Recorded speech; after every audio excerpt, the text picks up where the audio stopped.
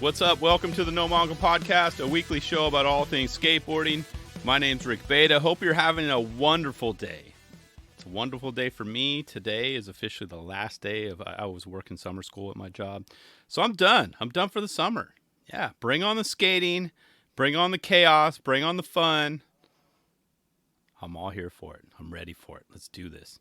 You can follow along on social media at Rick Beta, RickBata, or you can also email the show, nomongopodcast@gmail.com. Oh, speaking of, quick heads up, no episode next week. Well, I mean, it'll be literally a miracle if I could pull one off in the next, 2 days. But no episode next week, says I'll be out of town. So it gives you some time to, circle back, check out all the interviews that I've done, on this show and go listen to them. And not only, but I guess most importantly, listen to them, but support them. Support all of the people that I brought onto this show, because I bring on only the best people, the best human beings around. So do that. Gotta give you some time, and thank you in advance. So starting things off with Mika, is it Germond? One of those is hopefully right. But Rave Skateboards, his pro part. Now, first off, though, dude, congrats on turning pro. I mean, you've been putting in the work for years, and it's finally paid off for you. Yeah.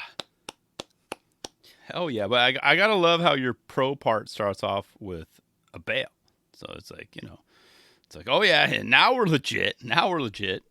But then, he then proceeded to officially kick things off with a roll-on grind, which got me thinking, like, all right, you basically were like shoving it to all the roll-on grind haters out there, right? You had to at least trigger at least one person to kind of punch through a white lampshade or something. That's what I'm thinking. But that's a first, right? That's an NBD as far as tricks are concerned, or at least opening tricks, a roll-on grind for the first trick. Gangsta. Well, I was like, I just had to mention that, and then moments later, busted out with what I call as a long-ass angled board slide at 35 seconds in. You see that thing?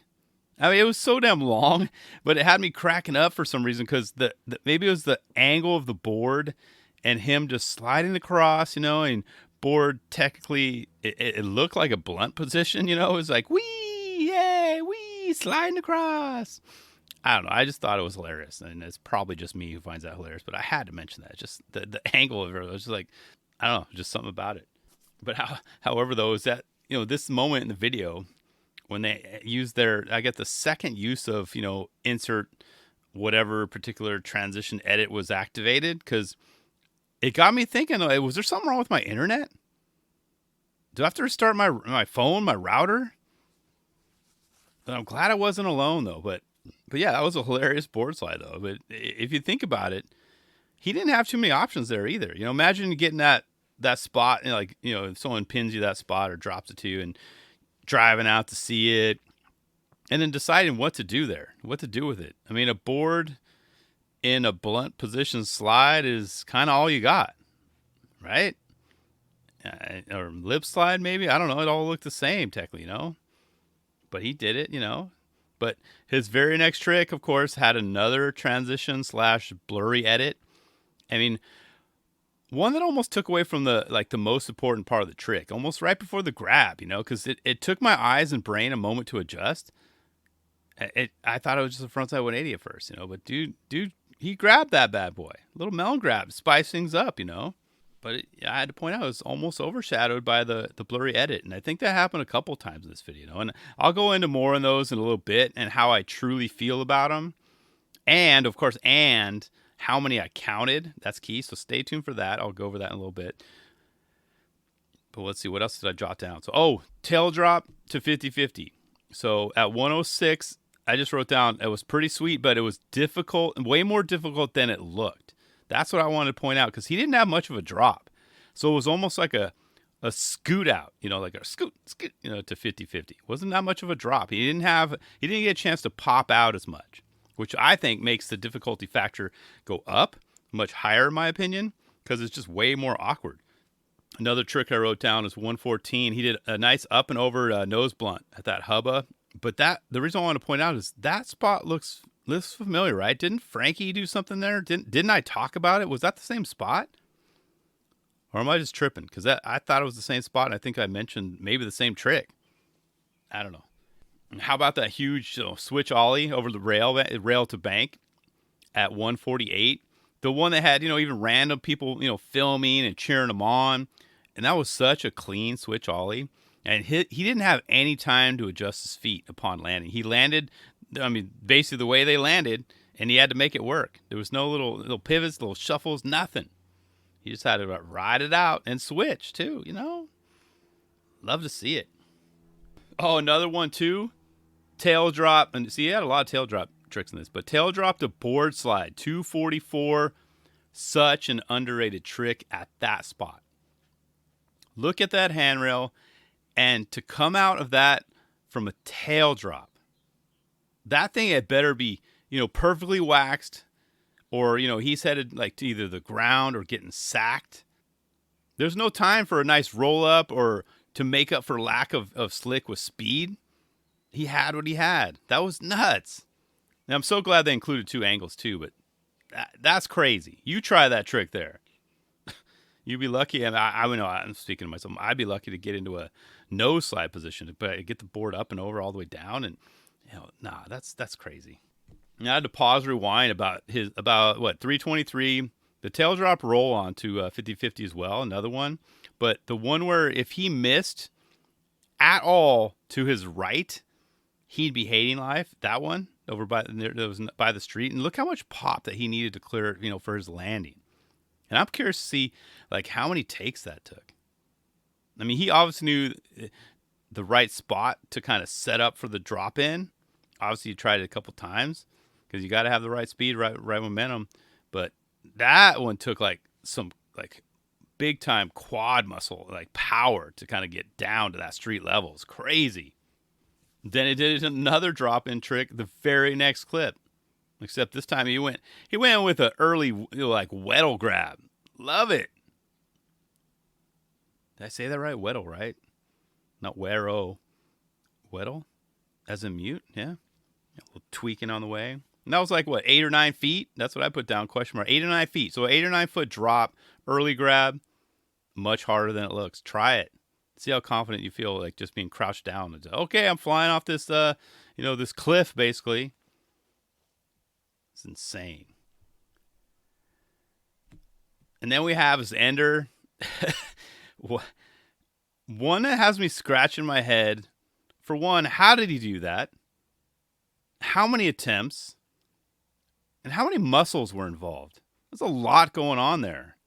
And we know he did a Baker Maker too, right? Yeah. Right? He just barely touched that rail with his right index finger, right? Just barely. Or did he though? I paused it right at 343. And that seems to be the best angle to see it. And I zoomed in and took a screenshot. I see some black in between his finger and the rail. Does that mean space? Did he not touch it though? I say he did. Just a little tap. It seems like he just barely does. But I don't think it impacted or enhanced his, sliding experience, So I don't think it's a big deal. It seemed good enough, as Mike. He wasn't going back for more. Would you have left with that attempt? I think I would. Or maybe would you try one more? Keep in mind, that trick is probably exhausting as hell. You try pulling yourself up and over to the handrail. I don't know, more than 3 times. Be huffing and puffing. But what do you think, though? Is that a make for an ender? Would you leave that in? I would be. I'm fine with it. Most people just wouldn't even think twice and pause it when his fingers are just above the. Does he touch the rail? And then also, does it matter in your eyes? Those are my 2 questions to leave it with that. But this video was edited by PJ. Is it Chapuis? Hope I said that right. And as I mentioned earlier, I did go back. I watched this, 3 or 4 times so far, right? But I watched it again with specifically an editor's hat on, okay? And I counted the transitions and or whatever you want to call them, the blurry Skinemax moments, okay? And I bet you can't guess what the final number is. And it's a 4-minute, 19-second video. I'll give you a moment to say it, to gather it up. If you said more than 20, you're close. I counted 25. 25 times. That's just when my brain registered. You know, maybe it was a little slow. I didn't count one or two that happened. And I mentioned this not as like, I want to specify something here. Not as old guy yelling at clouds, okay? But more in that upon first viewing, it was very distracting to me. I mean, it almost took away from the video. I'm not going to lie. I was distracted, and then I was anticipating more. That's the worst. When you're distracted and then you're anticipating something, it takes away from the video.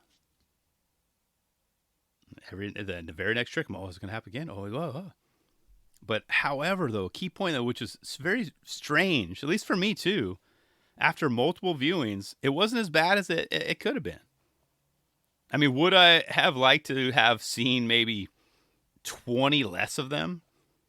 Hell yeah, of course. I would. I think most of us would.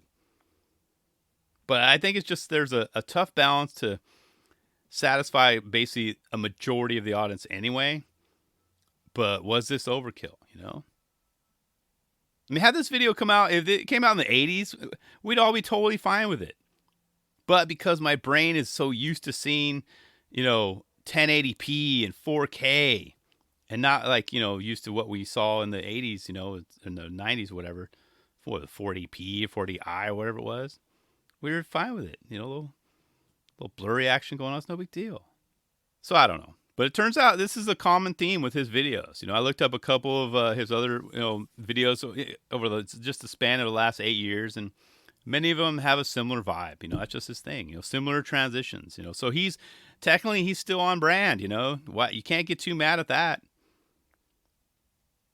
But maybe this one had just about 15 too many. I don't know. Some may say yeah, or some may say I don't care. Anyways, Rick, move on. Why are you even talking about it?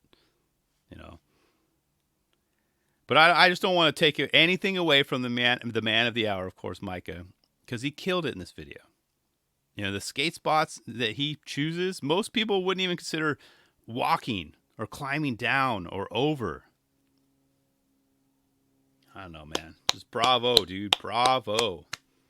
Congrats to you. This was a fun part.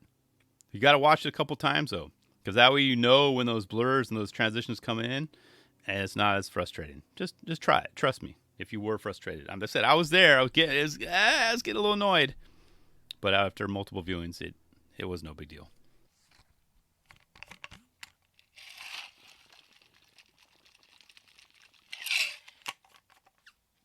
Quick water break. You know me.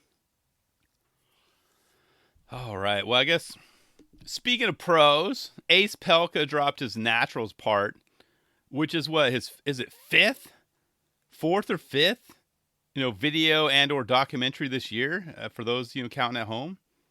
Are you kidding me, Ace? Are you and your team, sending a message to all of the acronym hunters out there? Huh? Fess up to it, man. But it's very interesting. That's a lot of content. I like it.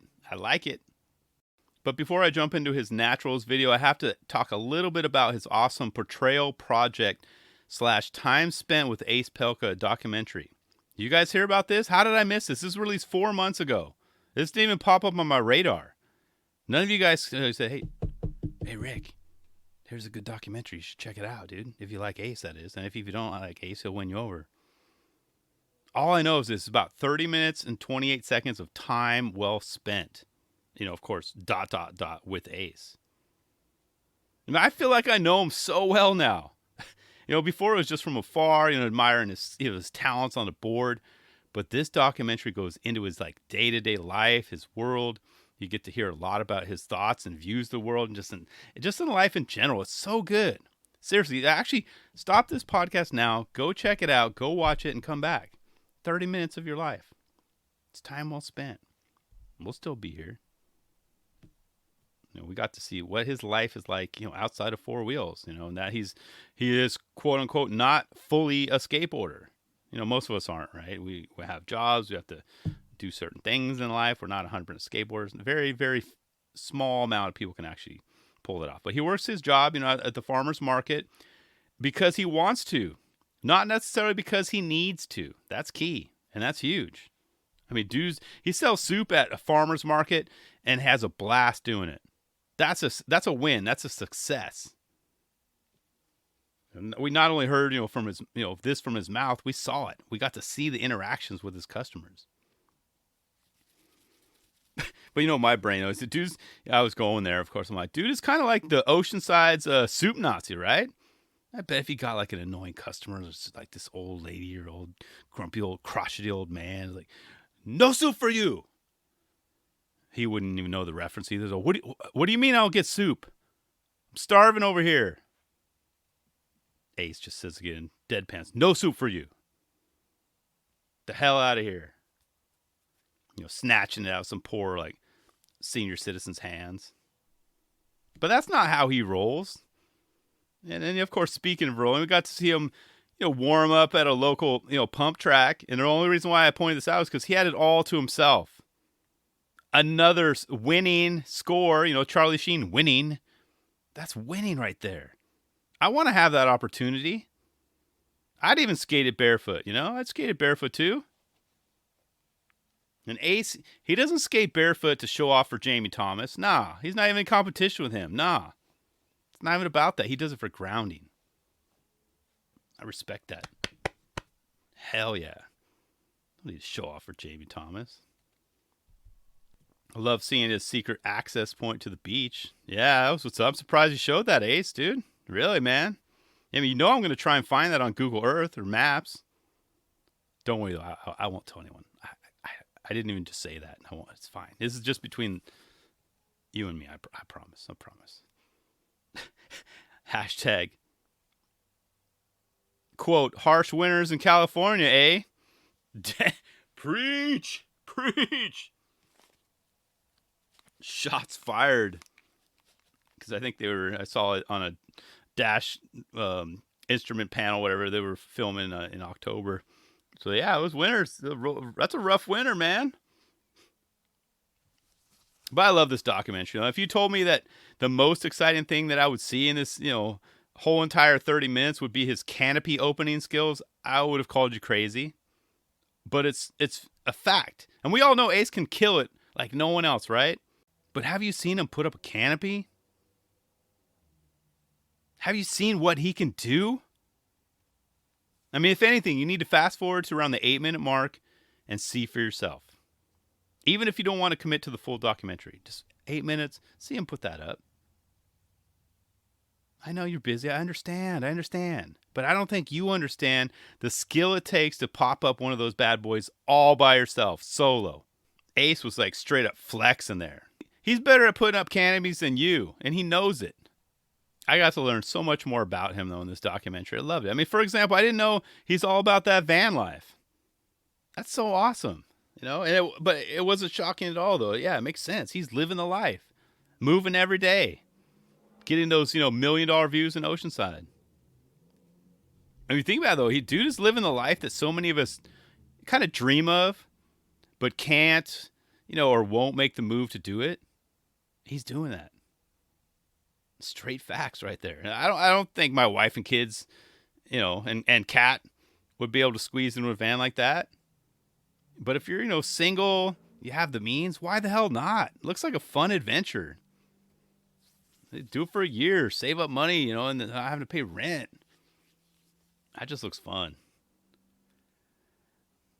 But we do have to get those 2 security camera fixed for you, though, Ace. Yeah, I mean, maybe we can get maybe we get this dude a camera sponsor, mention Slappy at checkout at, ring.com, save 15% off your order. That could work. Let's support this dude. Actually, in fact, go to Organifi, order some stuff, and then use his promo code Slappy at checkout and get 20% off. That, my friends, is a legit code. Link is in his bio.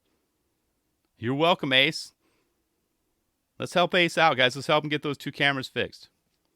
I'm just doing my part to help you get those up and running, man. It's your safety. Concerned about you, you know? Beachside view, $1 million view, van life. Gotta have 4 cameras. I've got you. I've got you.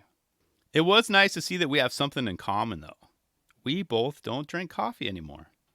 For me, it's been like, what, 3 years? Maybe 4? I can't remember. But I don't miss it. But I totally get what you said about like the ritual of warm drinks. You know, that's kind of what it was for me. Oh my gosh.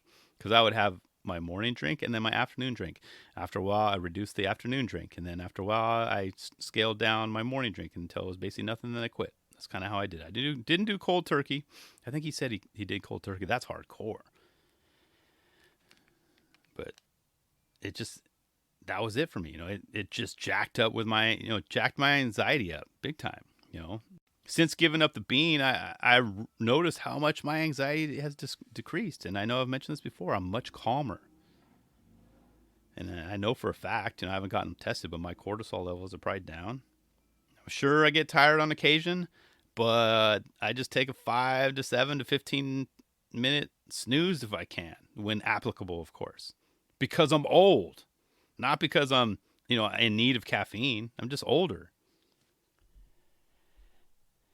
And my only panic attack I ever had, in hindsight, was definitely influenced by coffee.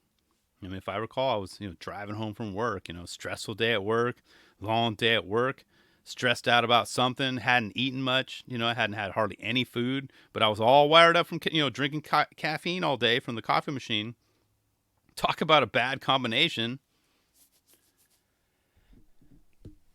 Hell, this documentary was calming for me as well. In fact, whenever I'm worked up about something in the future, I just might come back and visit this again, just to help me keep me grounded. Damn, you know what though? Between Ace and Wes these past few weeks, I've noticed that both of these videos have something in common. Beachside living.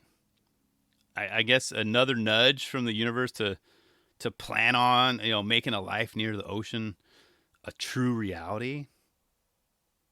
I guess it's pulling me, right? It's my density. I mean, destiny. And you know me. I just had to pull out the phone, tap on the Redfin app after watching this video. Sure enough, I found a home. I mean, almost immediately. It's not hard. Oceanside. Okay, here we go. I wrote it down. It's on 1101 South Pacific Street. Actually, how cool would it have been if it had been 1111? So 1111. I mean, 1111. But yeah, 1101 Pacific Street, Oceanside, California, 92054. That's the house. That's the house. Now I just need to convince the wife and kids, and of course a cat. It won't be a hard sell, right? I'll be like, oh, babe, I found a house. We're moving. No, it can't be. I'll be like, okay, I found our dream house. Kids are all getting excited. Where, yay! Cat's like, meow. But I'm like, okay, here we go. It's in Oceanside. We have to move to Southern California. Oh gosh, I don't know. I guess maybe I have friends up here though. I don't want to move. But okay, well, yeah, that's fine. But we can start over. You can make new friends. We just need to come up with $6.4 million to make it happen. Yeah, that's it. We could do it. Let's rage at that house, y'all. You can come over and hang. I'll bust out my blunt steel rail. Yeah, we can have it in the garage. I'll get a little quarter pipe in there for us. Notice I'm saying us. We're all in this together, you guys. We'll go like Ace hunting as well. We'll try and find Ace. Now we know what his van looks like. But hey, there's Ace. Yeah, he saw me coming. Yeah, you know why he saw me coming? Because all 4 cameras are working. Yeah. We'll say what's up to him, But yeah, this is a 5-bedroom, 8-bath house. I don't know. I'd say mansion. But it's not really mansion.